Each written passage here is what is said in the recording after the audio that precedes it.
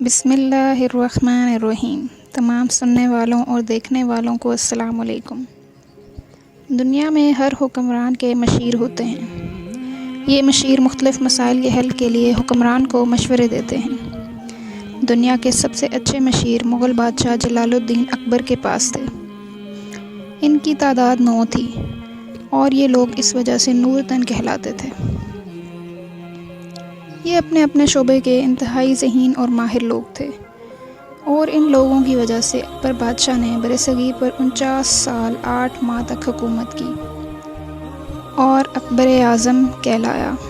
کسی زمانے میں ایک بادشاہ تھا جس کا ایک مشیر تھا، اس کا نام بیربل تھا۔ یہ انتہائی ذہین اور حاضر جواب شخص تھا۔ ایک دن کھانے کی میز پر بادشاہ چاقو سے سیب چھیل رہا تھا۔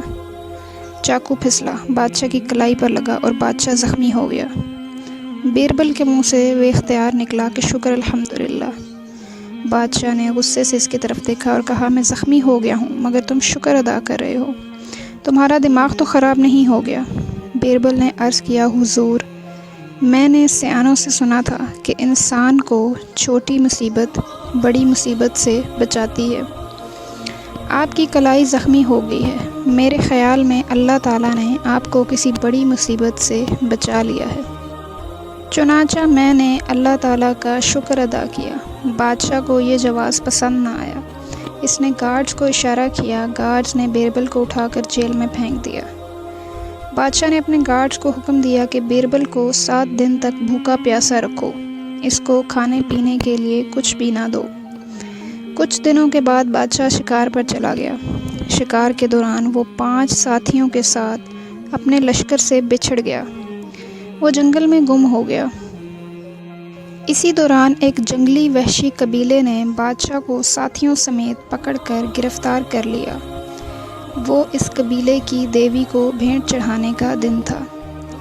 اس دن جو بھی ان کے ہاتھ چڑھتا وہ اس کو پکڑ کر دیوی کے سامنے ذبح کر دیتے اور اس کے خون سے دیوی کے بت کو نہلاتے۔ وہ بادشاہ اور اس کے ساتھیوں کو لے کر سیدھے قربان گاہ پہنچ گئے۔ بادشاہ نے انہیں سمجھانے کی بڑی کوشش کی کہ میں بادشاہ ہوں، مگر ان کا کہنا تھا کہ آج کے دن ہم کسی اجنبی کی جان نہیں بخش سکتے۔ اس کے بعد انہوں نے بادشاہ کے تمام ساتھیوں کے سر اتار دیے اور ان کے خون سے دیوی کے بت کو نہلانا شروع کر دیا۔ اس کے بعد بادشاہ کی باری آ گئی۔ انہوں نے بادشاہ کا سر اتارنے کے لیے جوں ہی اس کا شاہی لباس اتارا تو اس کی کلائی پر بندھی ہوئی پٹی دیکھی۔ انہوں نے بادشاہ سے پوچھا کہ یہ کیا ہے؟ بادشاہ نے بتایا کہ کچھ دن پہلے میں سیب کاٹ رہا تھا، چاقو پھسلا اور میری کلائی پر لگا، جس سے میری کلائی شدید زخمی ہو گئی اور کافی زیادہ خون نکلا۔ یہ سن کے وحشیوں نے مایوسی سے سر ہلائے اور کہا کہ ہم اپنی دیوی کو ایسی قربانی نہیں دیتے جس پر کوئی داغ لگا ہو۔ انہوں نے بادشاہ کو رہا کر دیا اور کہا کہ تم جا سکتے ہو، آج سے تم آزاد ہو۔ بادشاہ کو فوراً بیربل کی بات یاد آ گئی۔ وہ واپس آیا۔ اس نے بیربل کو جیل سے نکالا اور اپنے ساتھ ٹیبل پر بٹھایا۔ پہلے اپنی غلطی پر معذرت کی اور پھر اس سے کہا کہ مجھے ایک بات سمجھ نہیں آئی کہ اللہ تعالیٰ نے میرا ہاتھ کاٹ کر مجھے قتل ہونے سے بچا لیا، لیکن جب میں نے تم کو جیل بھجوایا تو اس وقت بھی تمہارے منہ سے یہ الفاظ نکلے کہ بے شک اس میں کوئی بھلائی ہے۔ تو اب مجھے بتاؤ کہ تم نے اتنے دن جیل میں بھوکے پیاسے گزارے، اس میں کیا بہتری تھی؟